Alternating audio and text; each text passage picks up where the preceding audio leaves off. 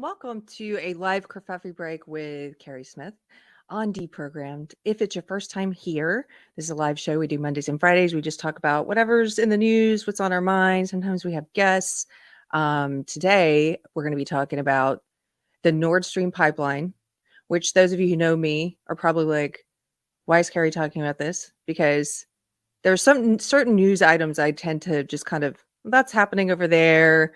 If there's a nuclear war, what can I do about it anyway? I'm just going to live my life. Like the C.S. Lewis quote, I'm not going to be a church mouse hiding in the closet. And, it doesn't affect my daily life and how I live.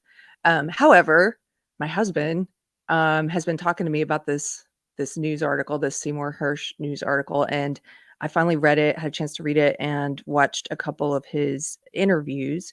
And I think this is a really big story. And I also think this is a story that could have the potential to break through the echo chamber and reach some people on the left. So that's what we're going to talk about today. And we'll just read through some of his report about the U.S. Bombing the Nord Stream pipeline and lying about it. That's the spoiler alert. That's for those of you on the left. The government lies to us. We know this. We know this on the left. Like, we knew this during the Iraq War, and somehow we forgot it. But we're going to be talking about that today. If you are a longtime viewer, thank you for watching. Thanks for hanging out with us today. And I hope we can have another video that maybe you could share with people on the left if all goes well and it's not too offensive. So hit the like button, do the things. I've got to get better at saying this still.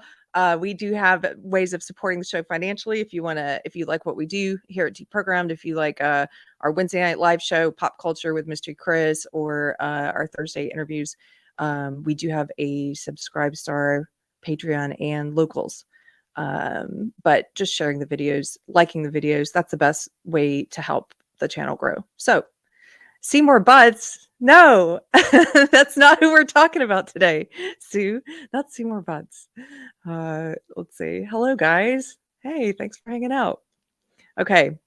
I don't know if you guys have been following this story, but just a couple of background things. Here, let me put this up on the screen. Seymour Hersh is a reporter who's a Pulitzer Prize winner.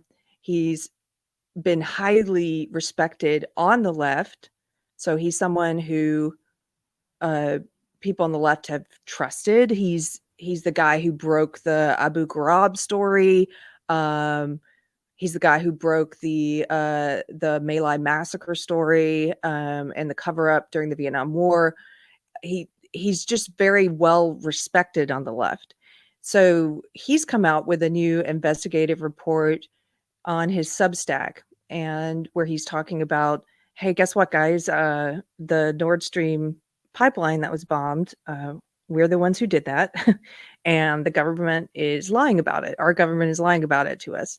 And so I've been pleasantly surprised. Well, first of all, the mainstream media, I'm not pleasantly surprised about. The mainstream media is, of course, now trying to portray him as some conspiracy theorist. They're trying to pretend like he hasn't been well respected on the left, that suddenly he's just gone crazy. If you look through some of these articles, you'll see, if I looked for Seymour Hersh award winning just to see them, how they would deal with that. The fact that he's a Pulitzer Prize winner and well regarded. And you'll see different things like fact box. This is on Reuters. Seymour Hersh, who's the journalist who claims that we did this, right? Not a shred of Seymour Hersh's report is true. U.S. denies involvement in the Nord Stream pipeline burst. Then there's even a Snopes article here somewhere. Here it is. Claim that the U.S. blew up the Nord Stream pipeline relies on an anonymous source. Seymour Hersh, Mockingbirds, and other versions of the truth. And so they're basically the mainstream corporate news, which is not left or right. It currently happens to align more with the left, and it speaks the ideology of the left, but at times it has spoken the ideology of the right. The main point is that it speaks this corporate, authoritarian kind of ideology. They are that media, that cathedral, some people call it, the elitists in the mainstream echo chamber. They are doing their best to try and attack him, to kill the messenger, and to ignore this story. And when they do talk about it, they're busy telling all of us, but especially people on the left who are listening to them right now, they're saying, this isn't true. We didn't do this. The US didn't do this. Russia did it. Russia bombed their own pipeline, guys. Just trust us. So I was pleasantly surprised to see that Democracy Now! Did an interview with Seymour Hersh. And I used to be a big time listener of Democracy Now!, being someone on the left. So did my husband. He was a paid subscriber. In the past few years, they've sadly become more like the corporate press. They've started beating the drum for war, which is crazy because they were always this anti-war outlet and presented themselves as unbiased and as progressive and anti-war. They also were very much on board with the vax propaganda, the corporate big pharma and government collusion on pushing this COVID jab. Probably get this video is going to be demonetized now because I said that. The coof jab. That's what I have to use different language. So they were involved in pushing that and pushing that propaganda. And so a lot of people on the left, I think, who started waking up in the past few years have been really disappointed with Democracy Now! Because of that tilt to the corporate authoritarian right or left, excuse me. This interview, however, is a breath of fresh air because they actually go, Amy Goodman, who's the host of Democracy Now!, and Juan Gonzalez, her co-host, they actually go into it with that respect I mentioned for Seymour Hersh, and they appear to be trying to do a good job of listening to him and taking it seriously and not engaging in this, shoot the messenger thing. So I think maybe what we'll do is start, actually. I think it's a good to start with the Democracy Now! Clip, which is so encouraging, and then we can take a look at his actual article. Yeah, Marby Dog, I agree. Amy Goodman, he says Amy Goodman's lost all credibility, in my opinion. That was my opinion before watching this interview. I agree. However, the reason why I think this interview is so great is because for a lot of people in that leftist echo chamber, she hasn't lost all credibility. And so they're more likely to listen to her and than they would, I don't know, someone like me, who they now call right wing. So, or someone like any of the various small, left leaning podcasters who've woken up and left the left, or the big ones like Tim Pool. I think people on the left are less likely to listen to those voices. Even Joe Rogan, who's on the left, a huge podcaster, they're less likely to listen to him because they've been effectively smeared by the media as like, oh, they're right wing now, and so they'll turn it off. But someone like Amy Goodman, I think people on the left are likely to listen to her, and so this is very encouraging. So let's just we're going to put up the beginning of the Democracy Now! Report on Seymour Hersh's article. Okay, let's see if you can hear this. This is Democracy Now!, democracynow.org, the War and Peace Report. I'm Amy Goodman in New York, joined by Democracy Now! Co-host Juan Gonzalez in Chicago. Hi, Juan. Hi, Amy, and welcome to all of our listeners and viewers across the country and around the world. Well, we begin today's show with the legendary Pulitzer Prize-winning journalist Seymour Hersh. In 1970, he won the prize for his reporting for the Dispatch news service on the My Lai massacre, when the U.S. slaughtered more than 500 Vietnamese women, children, and old men on March 16, 1968. His reporting in the New York Times on CIA spying on anti-war activists during the Vietnam War era helped lead.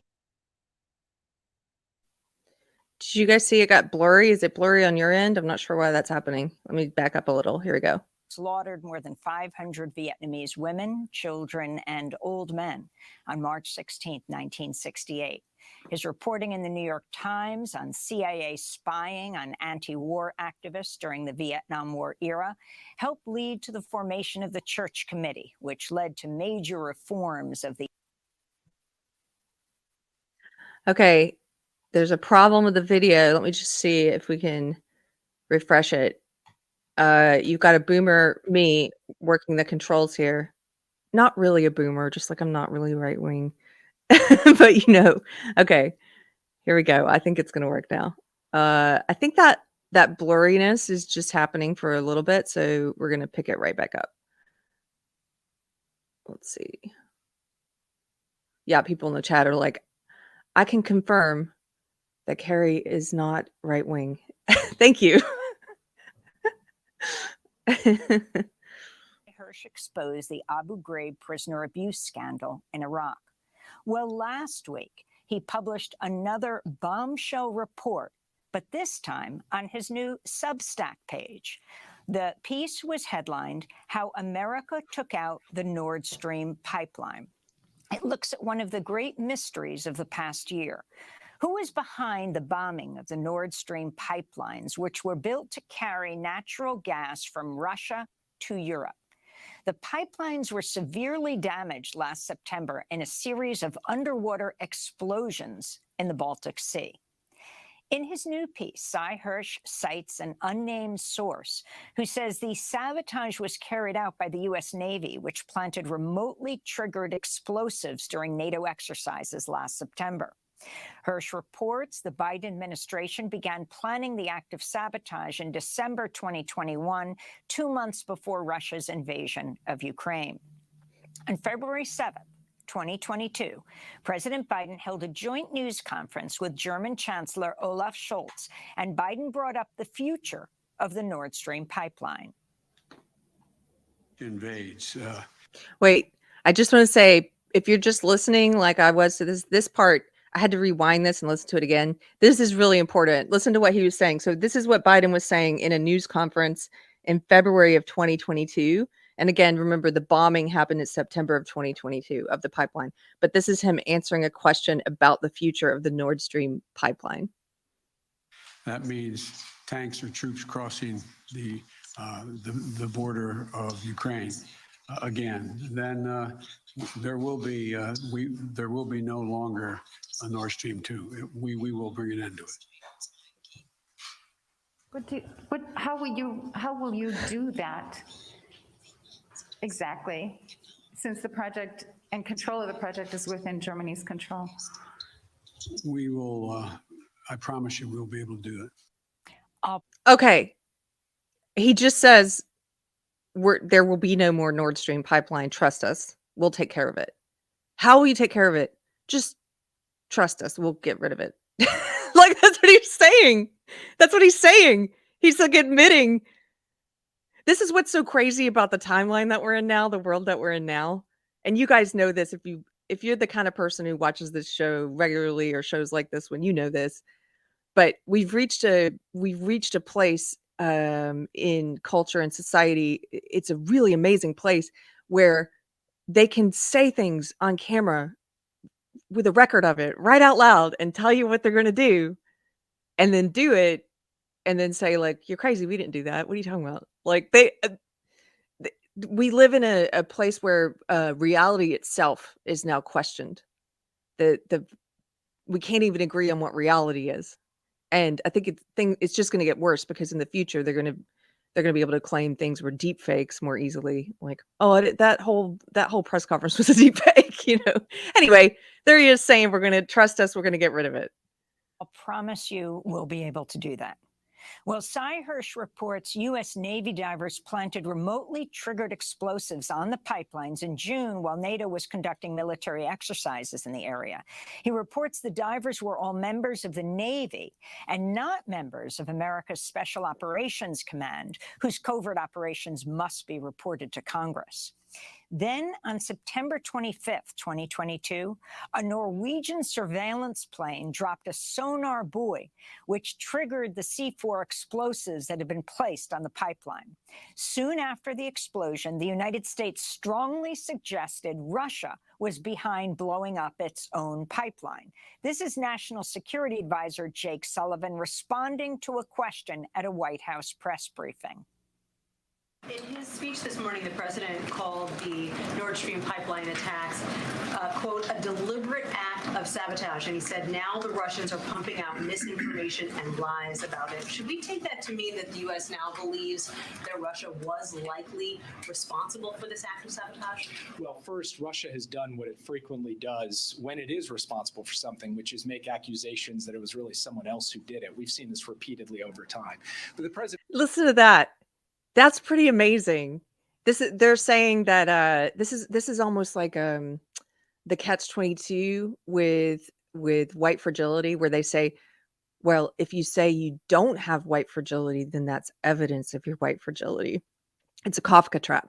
So he's basically saying, well, we know Russia probably did it because they're saying they didn't. So if they say they didn't, then that means we know that they did. like, wait, your denial is evidence of, okay. Just kind of funny. It was also clear today that there is more work to do on the investigation before the United States government is prepared to make an attribution in this case. In the following months, there have been few public disclosures about the pipeline explosion. In December, the New York Times reported Russia had begun expensive repairs on the pipelines, a move which has raised questions about Western claims that Russia had bombed its own pipelines. Meanwhile, some Biden officials... Yes, can we just highlight this for a second, how absurd it is that we're supposed to believe that Russia would blow up their own pipeline that they're set to make a ton of money on, distributing energy to Germany, and then Germany's selling it to other European countries. Like, why would they do that? And as she said, yeah, they were spending a lot of money to repair it. So why would they blow it up? Thank you. Your average patriot nerd in the chat says, why would Russia blow up their own cash flow? They wouldn't. That's so stupid. It's so stupid. But we're supposed to believe that. Yeah, Adam, how does Russia benefit from destroying those pipelines, their own pipelines? It's common sense. Our own Western governments are diabolical. Yes. But I think they believe that the American population is a combination of like dumb enough, true. There are enough of us who are dumb enough.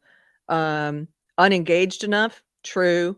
I'm one of those people who sometimes is, like I said, on subjects like this, very not inclined to be engaged, and just gullible enough, true. There are a lot of very gullible people that they'll just read, oh, the US denied that they did it, so I'm not going to even look into that story and see what it's about or what happened or why it might be important. So that's what they're betting on. Docile enough, Errol says. Yes, docile. But it's absurd. Why would they bomb their own pipeline and spend a lot of money trying to fix it? Officials have publicly praised the fact that the pipeline was blown up. This is Undersecretary of State for Political Affairs. Wait, let me back up just a second. So here she's saying, okay, so after it was blown up, there are U.S. government officials who are praising the fact that it was blown up. We're going to listen to some of that. They're basically like, we didn't do it, guys, but it's cool that it was blown up. Make an attribution in this case. In the following months, there have been few public disclosures about the pipeline explosion. In December, the New York Times reported Russia had begun expensive repairs on the pipelines, a move which has raised questions about Western claims that Russia had bombed its own pipelines. Meanwhile, some Biden officials have publicly praised the fact that the pipeline was blown up. This is Undersecretary of State for Political Affairs, Victoria Nuland, speaking during a recent Senate Foreign Relations Committee hearing. I am, and I think the administration is very gratified to know that Nord Stream 2 is now, as you like to say, a hunk of metal at the bottom of the sea. Wow. We're joined now by Pulitzer Prize-winning journalist Seymour Hersh to talk more about his new piece, How America Took Out the Nord Stream Pipeline. So Can we just give it up for the fact that Amy Goodman, in my opinion anyway, covered this pretty objectively? I'm shocked she's even covering it, given their tilt recently. I really hope people who are in that leftist echo chamber are listening. And if you have a second, we're going to play just a little bit more. I just want to play just the beginning of his interview on their show with her and Juan Gonzalez. But if you have a second later, I'll put the link to this video in the chat. And afterwards, if you want to go leave an encouraging comment for them, I think that helps too. Like, yay, thank you for covering this. That's just if you want to. But I like to see when people who we may have previously given up on are doing the right thing. So we'll continue. Now she brings them on the show. The White House has described Hersh's reporting as, quote, complete fiction. Calls are growing for an independent probe into the explosion. Sy Hersh, welcome back to Democracy Now! If you can flesh out what it is you found in your report and what first tipped you off, albeit there were a lot of public comments, including the Polish government right after the bombing saying, "Thank you, America." Did you hear that? The Polish government, after it was bombed, the Polish government didn't get the memo. They're like, no, we didn't do it. The Polish government's like, thanks, guy. Thanks, America. Oh, shit. We're not public. Oh, I'm sorry. Thank you, Russia, for blowing up your own pipeline. Well, first of all, I think the reporting really can be described as a friend of mine did. What I did was really deconstruct the obvious. I mean, you have to hear what the president said. But of course, there were secret plans that I'm writing about, and they include there was a committee set up. Jake Sullivan was directly involved. He was the national security advisor, still is. They set up a team to look at options about how to put pressure on the Russian government to back off. I'm getting a bounce in my ear, so this is comical. Can you hear me? We hear you perfectly. We don't hear the bounce, Sy. Oh, okay, that's great. I hear it though. Anyway, and so I'm just writing about inside baseball stuff. It's the normal things you do. They set up a committee to think of options. Russia was clearly going to go. The threat the president had yet to make had not been made. And this is December before New Year's Day of the year before, 2021. And the question inside the committee, and it included the usual CIA, NSA, Treasury Department, State Department, you name it. And they met in a secret office building in the across the street from the White House, in the executive office building. The option was, do you want us to do something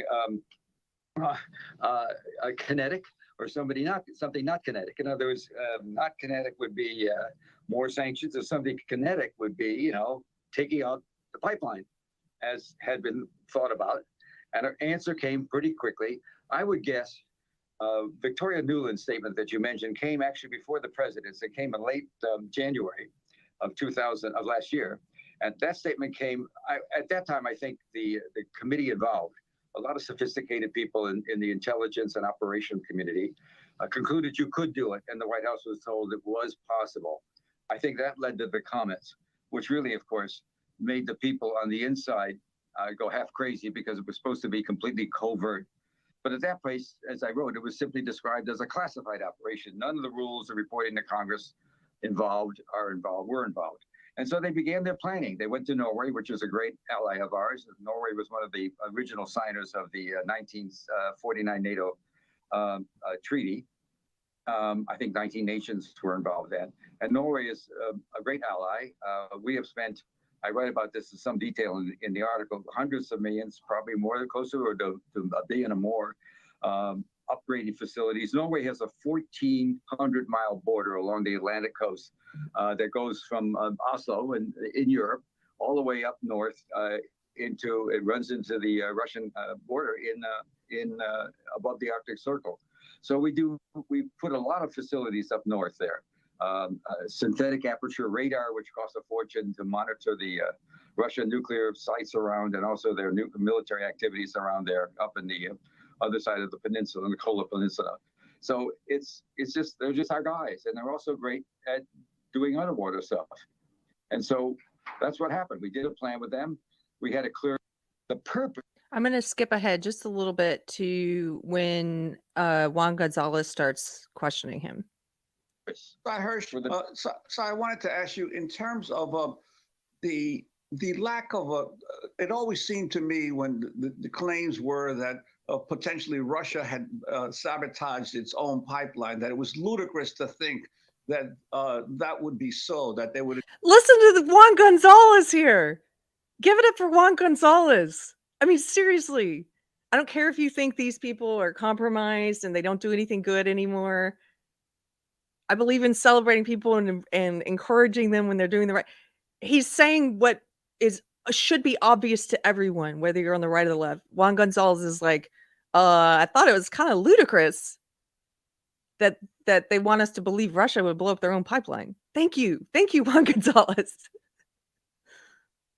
invest so much money in pipelines and then bomb them themselves. But I'm interested in the lack of press attention since the sabotage occurred, and also the lack of congressional attention. I think back to the CIA's mining of the Managua harbors back in the early 1980s under the Reagan administration, when the conservative Republican head of the Senate Intelligence Committee, Barry Goldwater, objected and raised concerns that this was a covert operation where Congress was not notified. And then, of course, Congress cut off aid to the Contras. As a result, there was an International Court of Justice ruling against the United States. But in this case, this kind of sabotage, the media seems not to be at all interested in finding out what happened here, as you have, and Congress, there's no one in Congress that's been raising questions. Yes. You listened to the newscast that we just heard as the show opened. One horrible event after another. I think the world's taken a very bizarre turn. I also, it doesn't matter what I think. There's no question there's been a polarization of the press since Trump got in. We're now on two sides, right, left, Democrat, Republican, however you describe it. If you watch Fox News, you don't watch MSNBC, et cetera, et cetera.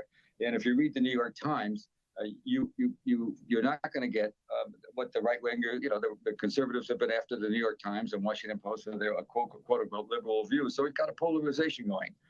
I'm going to pause it here. I think this little exchange between Juan Gonzalez and Seymour Hersh is so important because Juan Gonzalez is like, it's obvious. I think it's ludicrous. It's obvious that Russia wouldn't blow up their own pipeline. I think it's ludicrous. They want us to believe that. Also, why is the mainstream media silent? I don't get it. Why is the Congress silent? Why is the government silent? I don't get it. And Seymour Hersh is like, what? I mean, you see what's happening around us? What? I mean, he's like, we've become so polarized. And he ties it back to when Trump entered office. I think it just got stronger then. I think it's been this way for a long time, but Trump really consolidated this whole right versus left dichotomy with the manipulation and this sort of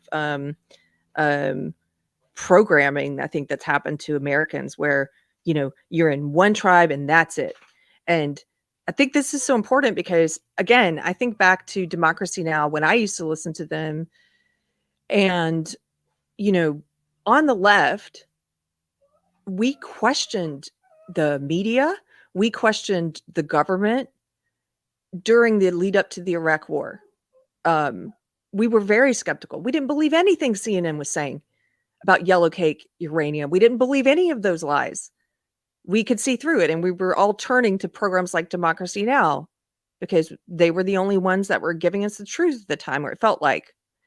I'm just talking about the opinions of people who were on the left like me. And we knew that the government lied to us. And we knew that the media, the mainstream media, the corporate media would lie to us. And then something happened when Trump came into office.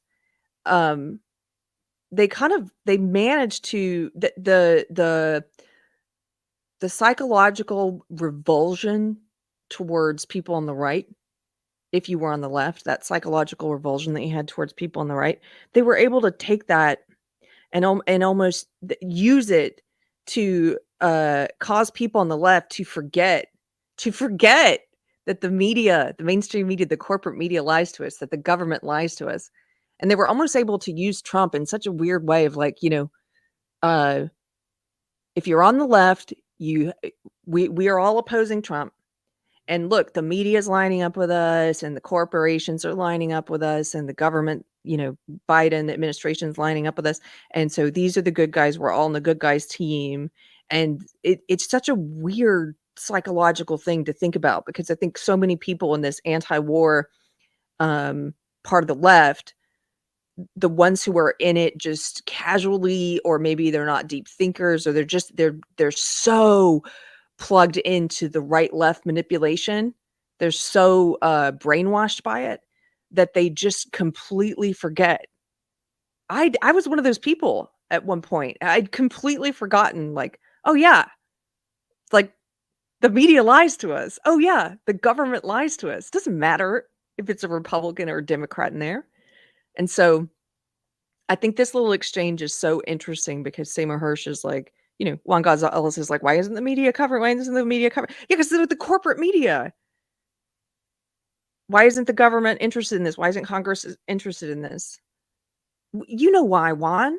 Like, so I really wish, I guess getting the point here, I really wish that places like Democracy Now! Would somehow extract themselves from the leftist echo chamber, extract themselves from it, and start to try to appeal just to people, just to search for the truth wherever it leads, and just appeal to people. You don't have to, you can say, look, we're leftists, or we're progressives, or however you want to phrase it, but we're here for everyone. We're going to try and make sure that we don't get pulled into this echo chamber where we just support whatever thing the left is supporting, like draconian authoritarian measures during COVID, or like war, for example. Like, I wish they would just somehow extract themselves from that echo chamber and start to try to appeal to everyone. Anyway, that's my wish. I really liked this exchange, though, and I dropped the link in the chat, but I'll also put it in the description for this video. If you guys want to go see the full interview on Democracy Now! With Seymour Hersh, I would highly recommend it. And if you're someone like me who's coming from the left and has been really disappointed with Democracy Now! In the past few years, you might consider leaving them an encouraging comment about, like, thank you for trying to be non-biased here and actually interviewing him and listening to what he has to say. So that's that. Let's see. Just going to read through a couple of the chat comments, and then we're going to pull up and read a part of the Seymour Hersh investigative piece about the Nord Stream pipeline. Tweegirl says, so Amy Goodman is right wing now? Yeah. That's what they'll call her. Seymour Hersh is right wing now too. Didn't you get the memo? Anybody who, they try to say JFK Jr. is right wing now because he criticized Fauci and wrote the book about what was actually happening the past few years.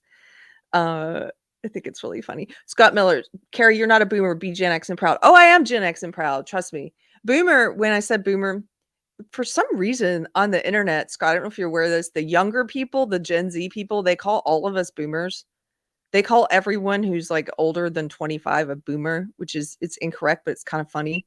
And now they just say, like, oh, that's a boomer thing. And now it's become kind of a meme if you have problems with tech or whatever on a YouTube show that you're having a boomer moment or what have you. But no, we're not boomers. I am a proud Gen Xer. Thank you for that. Marby Dog, Keri Smith is not right wing, confirmed. Yes. Those of you who watch Deprogrammed who are actually right wing, I'm sure you're like, what? But yeah, I get called that a lot. So Cheeky Mirror, wait, you're not right wing? Yeah. Not. Okay. Gen X and proud here. Yeah, everyone's a boomer. That's what they call it. They call everyone a boomer. Okay, we're gonna pull up. There's one part, it's a pretty long piece from Seymour Hersh. It's on his Substack. I would recommend going and reading it. I'm going to read you from one part. This is in the middle. And let's make this a little larger. So this is at seymourhersh.substack.com. and it's how the U.S. took out the Nord Stream pipeline. And I'm going to read this excerpt from the middle under the subheading planning. Okay. In December of 2021, 2 months before the first Russian tanks rolled into Ukraine, Jake Sullivan convened a meeting of a newly formed task force, men and women from the Joint Chiefs of Staff, the CIA, and the State and Treasury Departments, and asked for recommendations about how to respond to Putin's impending invasion. It would be the first of a series of top secret meetings in a secure room on a top floor of the old executive office building adjacent to the White House that was also the home of the president's Foreign Intelligence Advisory Board. There was the usual back and forth chatter that eventually led to a crucial preliminary question. Would the recommendation forwarded by the group to the president be reversible, such as another layer of sanctions and currency restrictions, or irreversible, that is, kinetic actions which could not be undone? What became clear to participants, according to the source with direct knowledge of the process, is that Sullivan intended for the group to come up with a plan for the destruction of the 2 Nord Stream pipelines, and that he was delivering on the desires of the president. Over the next several meetings, the participants debated options for an attack. The Navy proposed using a newly commissioned submarine to assault the pipeline directly. The Air Force discussed dropping bombs with delayed fuses that could be set off remotely. The CIA argued that whatever was done, it would have to be covert. Everyone involved understood the stakes. Quote, "This is not kiddie stuff," the source said. "If the attack were traceable to the United States, it's an act of war." At the time, the CIA was directed by William Burns, a mild-mannered former ambassador to Russia who had served as Deputy Secretary of State in the Obama administration. Burns quickly authorized an agency working group whose ad hoc members included, by chance, someone who was familiar with the capabilities of the Navy's deep-sea divers in Panama City. Over the next few weeks, members of the CIA's working group began to craft a plan for a covert operation that would use deep-sea divers to trigger an explosion along the pipeline. Something like this had been done before. In 1971, the American intelligence community learned from still undisclosed sources that 2 important units of the Russian Navy were communicating via an undersea cable buried in the Sea of Okhotsk, I don't know how to say that, on Russia's far east coast. The cable linked a regional Navy command to the mainland headquarters at Vladivostok. You guys, I'm just going to ruin these Russian words, sorry. A handpicked team of Central Intelligence Agency and National Security Agency operatives was assembled somewhere in the Washington area under deep cover and worked out a plan using Navy divers, modified submarines, and a deep submarine rescue vehicle that succeeded after much trial and error in locating the Russian cable. The divers planted a sophisticated listening device on the cable that successfully intercepted the Russian traffic and recorded it on a taping system. The NSA learned that senior Russian Navy officers, convinced of the security of their communication link, chatted away with their peers without encryption. The recording device and its tape had to be replaced monthly, and the project rolled on merrily for a decade until it was compromised by a 44-year-old civilian NSA technician named Ronald Pelton, who was fluent in Russian. Pelton was betrayed by a Russian defector in 1985 and sentenced to prison. He was paid just $5,000 by the Russians for his revelations about the operation, along with $35,000 for other Russian operational data he provided that was never made public. That underwater success, codenamed Ivy Bells, was innovative and risky and produced invaluable intelligence about the Russian Navy's intentions and planning. Still, the interagency group was initially skeptical of the CIA's enthusiasm for a covert deep-sea attack. There were too many unanswered questions. The waters of the Baltic Sea were heavily patrolled by the Russian Navy, and there were no oil rigs that could be used as cover for a diving operation. Would the divers have to go to Estonia, right across the border from Russia's natural gas loading docks, or to train for the mission? Quote, "It would be a goat fuck," the agency was told. Throughout all of this scheming, the source said, some working guys in the CIA and the State Department were saying, "Don't do this. It's stupid and will be a political nightmare if it comes out." Nevertheless, in early 2022, the CIA working group reported back to Sullivan's interagency group, "We have a way to blow up the pipelines." What came next was stunning. On February 7th, less than 3 weeks before the seemingly inevitable Russian invasion of Ukraine, Biden met in his White House office with German Chancellor Olaf Scholz, who, after some wobbling, was now firmly on the American team. So, see, this is one of these things I'll just explain for dummies like me, where it's like, what are all the background things that are involved here? And one of those, my husband and I were talking about this. It's sort of like the U.S. fears this alliance between Russia and Germany, and so Russia has this pipeline. They already had the Nord Stream 1. They've got the Nord Stream 2. They have this pipeline to Germany, providing energy, and Germany's making money. It's good for Russia. It's good for Germany. Germany's selling it to other European countries. So they're both making money off of it. They're working together. And so what we've been trying to do is make sure there's no alliance there between them. That's one way you could view it. And so I like that he's sort of saying, after some wobbling, the German chancellor was now firmly on the American team. And what have we done recently? The U.S. has been putting a lot of pressure on Germany to send tanks and other stuff to Ukraine, like a lot of pressure on them to, be on our side, guys. At the press briefing that followed, Biden defiantly said, quote, "If Russia invades, there will be no longer a Nord Stream 2. We will bring an end to it." That's that video clip we watched that Democracy Now! Thankfully played. Where he says this in February 2022. We'll get rid of it.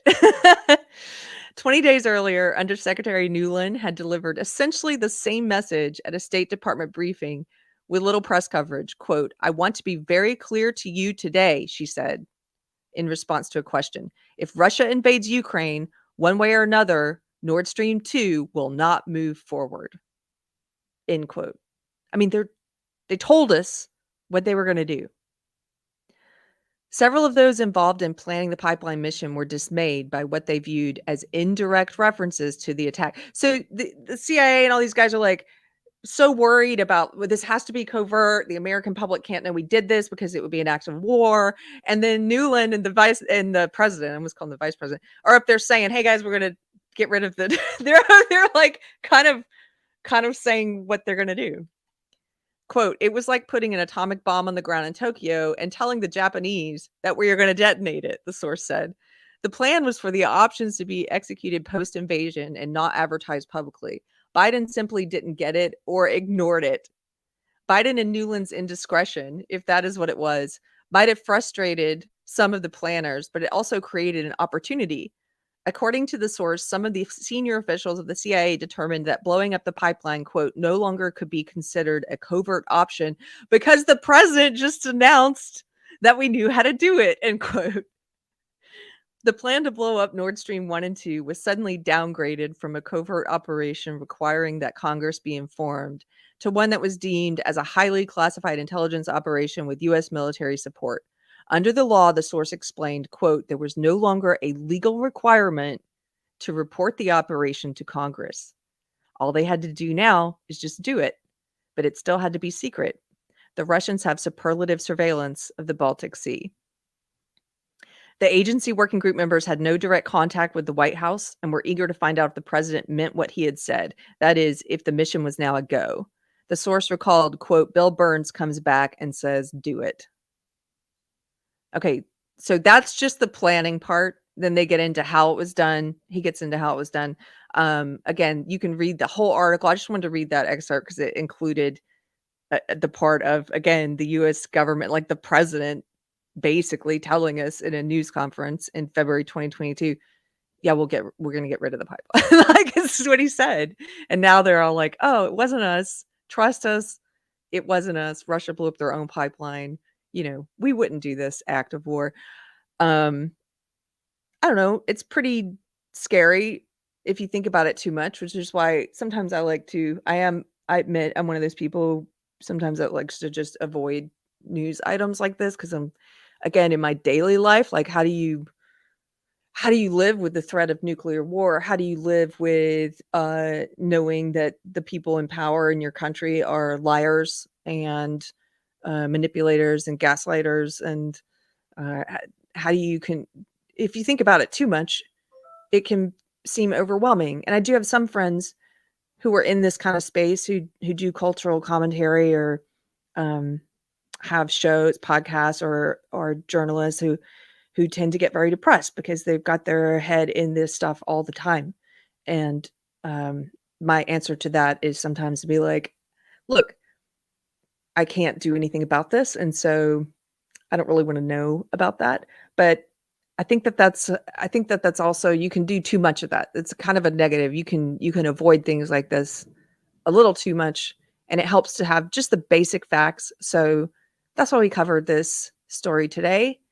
Seymour Hersh has been doing a lot of interviews, not just the Democracy Now! One. In the chat, Pirate Tomsky mentioned he just spoke with Russell Brand. I haven't seen that one. I want to watch that one. But I encourage you guys to read the whole article if you haven't. And the reason why I think this one is important, this story is important, is because it's one of those stories that maybe has the potential to break through this right-left lockhold that those in power have on the country, where people on the left won't listen to certain news items and won't investigate because they deem it to be, oh, that's a right-wing thing. This story, I think, has the potential to break through that and to maybe wake up some more people on the left. So the Democracy Now! Interview is very encouraging. If you like this video, if you think it might be a good one to send to people on the left, send it to them. And hello, if somebody sent this to you. Hi, my name's Keri. We're just reading through some news. So that's it. That's the basics. I encourage you to read the whole thing. Let's see. We'll take a look at chat, you guys, and then we're gonna wrap it up. We're just doing an hour today. Judson says, my Russian sex to deprogram with Keri Smith, just blurted out there and pretend you're right. LOL.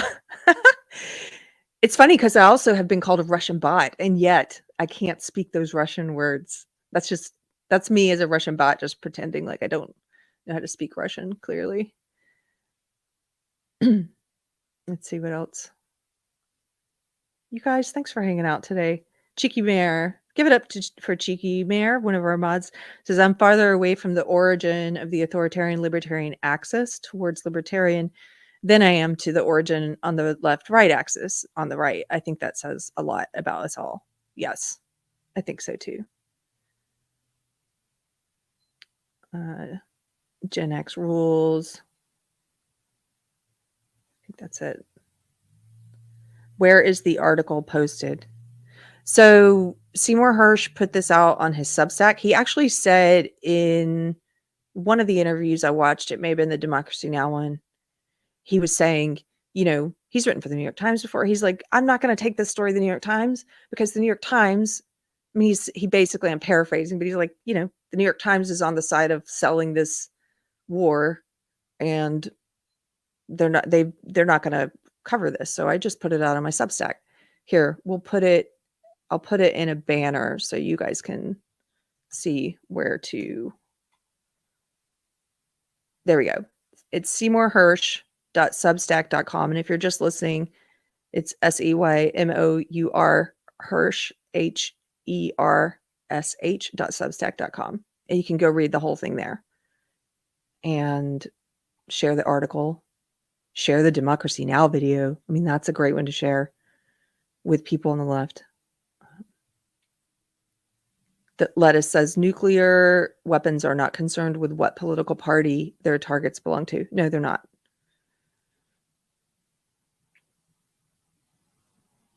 What else? I think that's it. So if you guys have any questions, we can hang out here on live Kerfefe break and answer them. But otherwise, I'll be wrapping up. This week, make sure you tune in on Wednesday night. We're going to have another live pop culture at 8:00 Central Time. And not sure who our guest is going to be this week, but we're trying to bring on more guests and for our Wednesday night show. And that's a live show where I do with my friend Mystery Chris, and we just talk about different interesting subjects within pop culture. And it's not always, actually most of the time, it's not something current. It's something more rooted in history. Like we like to look back at trends in pop culture, or we do episodes on that show about like blaxploitation films was an episode. Recently we did Hicksploitation films, which was fun. But that's Wednesday night, 8:00. On Thursday, there'll be another deprogrammed interview. And this one is going to be an interesting one. The person is has to protect their identity. So it'll be the first interview we've done on Deprogram where I've got to figure out the voice altering software and try and make sure we don't disclose who this person is. But it's going to be about the CRT and other elements of social justice ideology in the classroom. And that's coming out on Thursday. And then Friday's live Kerfefe break at this time at noon Central Time. I'm going to have marriage and family therapist Jake Wiskershin on again. And we're going to be talking about mass shootings. So that's Friday live at noon. I think that's it. Tonight, check me out. I'll be on Midnight's Edge with Nina Infinity doing a toxic, what's that show called? Toxic Femininity stream. And that's at 7:00 Central. But see you guys then. Thank you for tuning in today. Hit the like button. Yeah, somebody says, hit the like button. Okay, bye. I'll talk to you later.